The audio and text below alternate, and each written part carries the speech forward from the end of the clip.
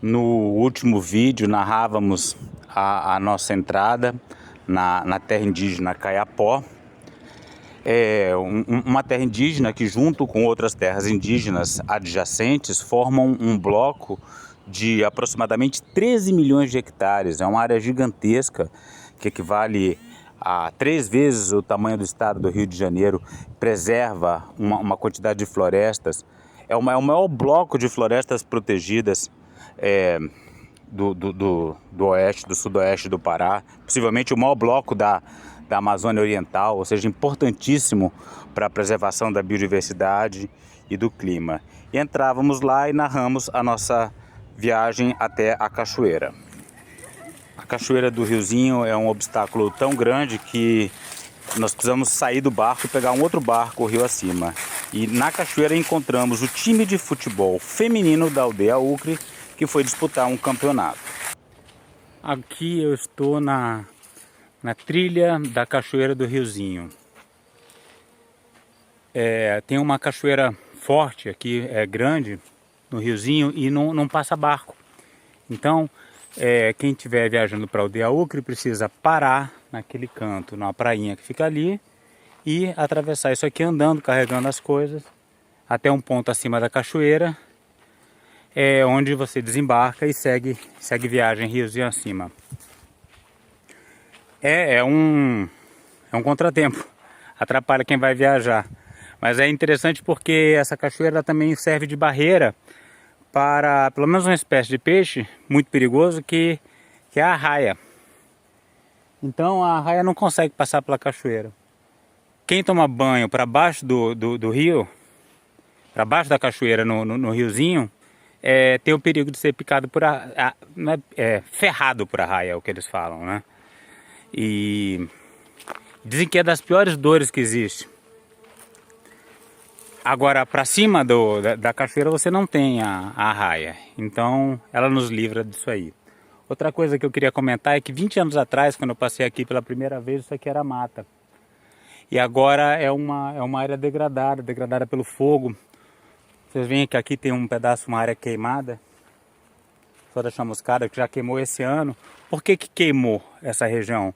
Porque devido à serra, que também é causadora da cachoeira, a gente tem várias pedras, tem um solo muito raso e um solo muito pedregoso. Então é uma área que seca muito. Então ela é muito propensa ao fogo. E como passa sempre muita gente por aqui, no processo de viagem do Riozinho, sempre termina que uma ou outra pessoa acende o fogo no mato seco. E aí todo ano queima um pouquinho mais. É uma pena, né? Eu que vi isso aqui mata hoje em dia dentro da terra indígena Kayapó, que é o nosso paraíso ecológico preservado. Lamento muito. É claro que a área queimada, a área perdida nesses 20 anos, não chega nem perto da área que a gente vem perdendo no entorno da terra indígena Kayapó. Só esse ano a gente já teve 300 hectares perdidos para garimpo.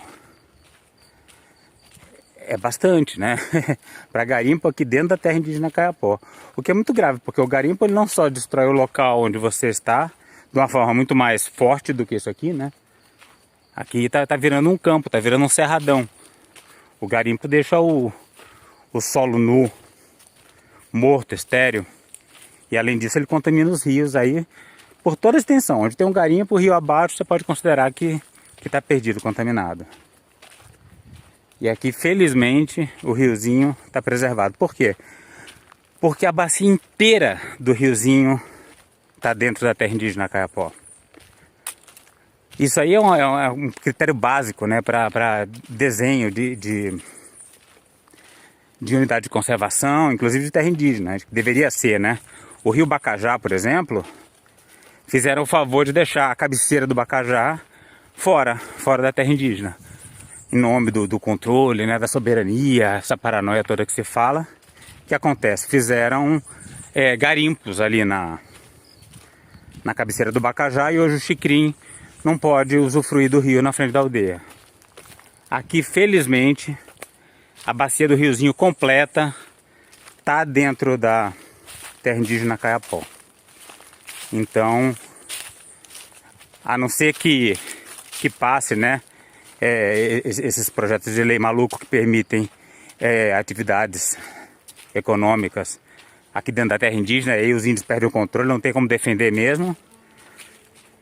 A não ser que essa desgraça aconteça, o rio está permanentemente preservado. E esse impacto que a gente tem aqui da transformação dessa floresta nesse espécie de cerradão, é até engraçado que ele parece um campo rupestre. Deixa eu mostrar aqui uma área de pedra exposta. Olha, essas tipo de um sisal, né? São agaváceas. Essas agaváceas são típicas de áreas abertas, porque ali era uma floresta que tá virando um campo. Aqui não. Aqui eu estou num rochedo. Isso aqui é naturalmente rocha exposta mesmo. E é isso. Vamos continuar a viagem rio acima. Então a gente passou pela cachoeira, vai subir para a aldeia Ucre. E as meninas que vão jogar um campeonato de futebol estão descendo aqui a cachoeira. Então tem sempre um grupo subindo, um grupo descendo, uma espécie de ponto de parada, ponto de encontro. E a gente continua.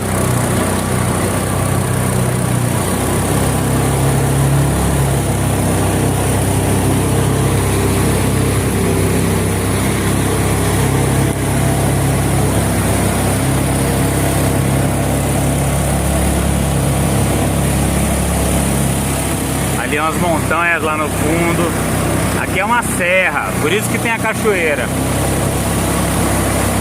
E aqui o rio é cheio de corredeiras.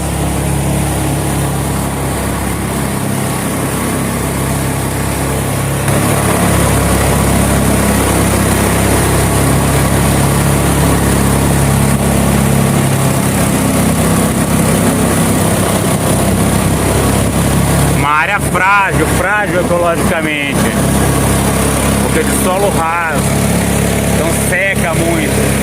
Aqui, olha, olha um palmeiralzão aí, do solo raso, um monte de najá.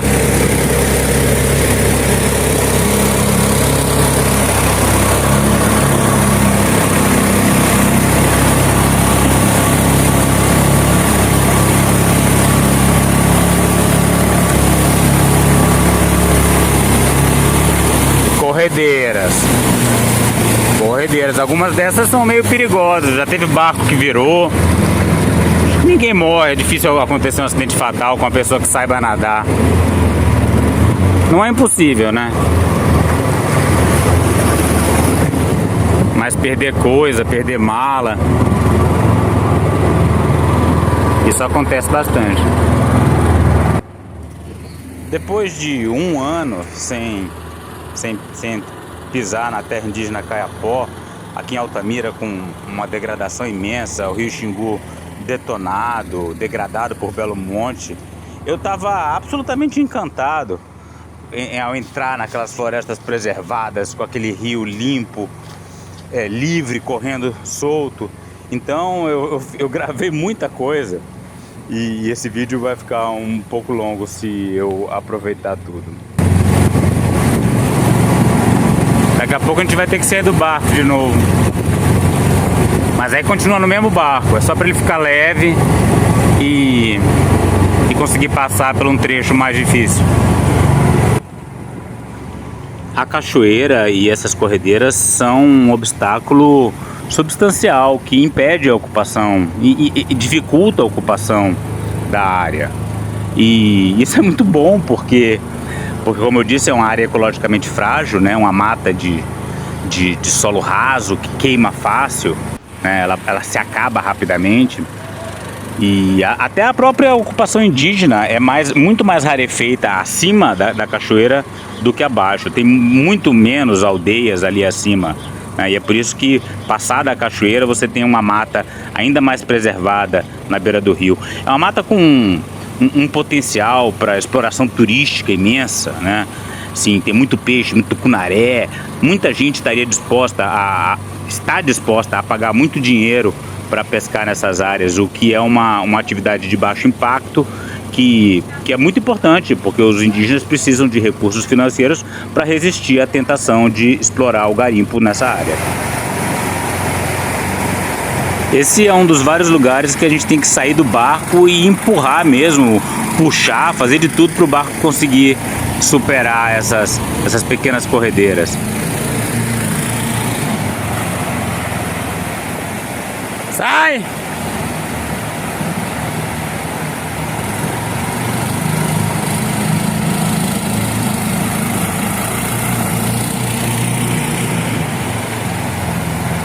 Vai ter que empurrar, né?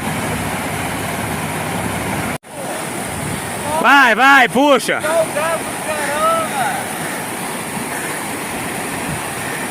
Puxa!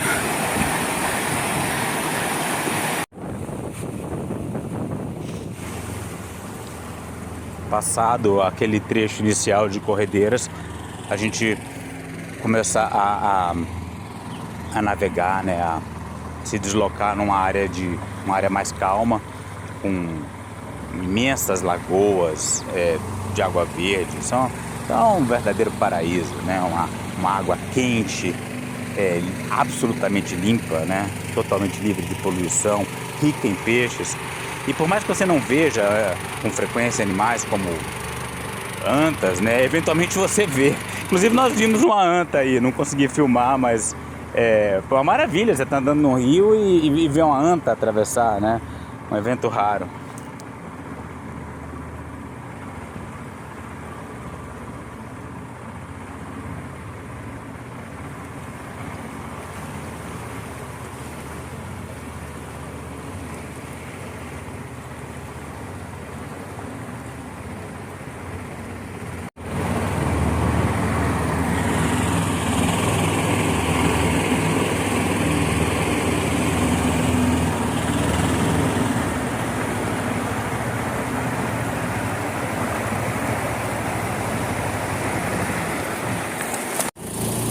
Nessa imagem dá para ver bem um morro pedregoso, né, com a vegetação seca no topo do morro e a vegetação muito mais verde na beira do rio, né? Então olha aí, ó.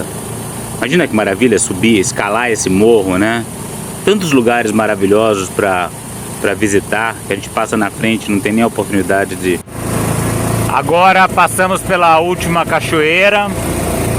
E agora é só viagem tranquila, sem precisar sair do barco. Mas o sol já está se pondo. Daqui a pouco a gente está viajando de noite. Vamos chegar de noite na aldeia. Muita gente ainda questiona a imensidão dessas terras com a baixa densidade populacional humana. Mas o fato é que essa terra só é tão preservada por causa da sua dimensão. Quer dizer, os índios eles não criam gado, por isso não tem pasto, por isso tem floresta, porque eles vivem de animais selvagens. E se eles tivessem uma terra menor, essas espécies essas populações de animais consumidos entrariam em colapso, eles não teriam mais caça, e aí teriam que criar gado, e aí a floresta se acaba. Então a imensidão das terras indígenas é necessária. Sem esquecer que essas terras não foram dadas aos índios, né? Elas não pertencem a eles. Eles têm um usufruto exclusivo. São terras do Brasil, é um patrimônio do povo brasileiro. E a preservação dessas florestas é fundamental para a manutenção do nosso regime de chuvas. Hoje em dia é um fato cientificamente bastante comprovado que a Amazônia é responsável pela geração de boa parte das chuvas que chegam ao centro-oeste, ao sudeste. Então o desmatamento, no ritmo que está acontecendo, ele vai terminar causando imensos prejuízos para o Brasil em termos de seca, e perda de produção agrícola, etc. Então, os índios nos fazem um imenso favor de lutar, de garantir a preservação de terras tão extensas. Nesse ponto o sol já estava se pondo, a noite chegando e nós bastante cansados porque estávamos viajando já desde as 9 da manhã, quando saímos da base de vigilância, saindo do barco, entrando no barco, arrastando mala. Então é um processo bastante exaustivo, mas muito felizes de estar chegando novamente na nossa queridíssima aldeia Ucre, que tem várias aldeias legais na terra Caiapó, mas o Ucre é a nossa casa mesmo. Aí já na boca da noite nós vamos nos aproximando da aldeia Ucre. Estamos passando pela bucha. A bucha é uma estrutura que os madeireiros fazem para atravessar com seus caminhões esses rios como esse, como o Riozinho. E na década de 90 houve um boom de exploração de mogno na região. Felizmente hoje em dia não existe exploração madeireira na aldeia Ucre. Ainda existe em várias outras aldeias Caiapó, mas o Ucre felizmente está livre disso. O Ucre vive de turismo ecológico, de coleta de castanha, de cumaru. A gente tem várias alternativas econômicas. Quem acha que os indígenas estão vivendo na miséria está absolutamente enganado. Quem vive na miséria somos nós, nas nossas casas tristes, pobres, distantes da natureza. Eles vivem na riqueza absoluta. E ali ao fundo já dá para ver à beira do rio o clarão da aldeia Ucre. A aldeia Ucre se aproximando. Um lugar onde as crianças vivem livres, né, em contato com a natureza, onde os idosos são respeitados, são valorizados, onde se vive a cultura no cotidiano, na dança, na música, nas pinturas. E aí estamos nos aproximando da aldeia Ucre, à beira do rio, muito ampla, muito limpa. É uma aldeia grande, né? A gente tem um problema de fragmentação de aldeias, até a culpa da ação de empresas, né, e organizações não governamentais que muitas vezes distribuem recursos para cada aldeia. Então a tendência é que todo mundo queira ser o cacique de sua própria aldeia. Isso gera uma fragmentação, mas a Ucre não. A Ucre é uma aldeia grande, quase 500 pessoas, e por isso tem uma vida cultural, tem uma agitação. Olha aí, lindíssima. Vários pés de cajá plantados na frente da aldeia Ucre. Enfim, é um paraíso. É o melhor lugar do mundo para mim.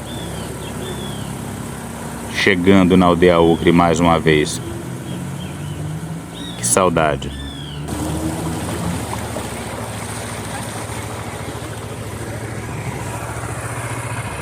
Era o baboi.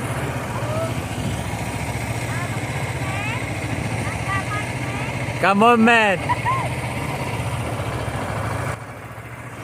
Nos próximos vídeos eu vou mostrar um pouco da vida na aldeia, do cotidiano, a vida dos índios, as casas dos índios por dentro. Assistam. Para saber mais e participar dessa luta radical pelos povos indígenas, a floresta tropical e a biodiversidade de modo geral, inscreva-se no canal, deixe seu like e comentário.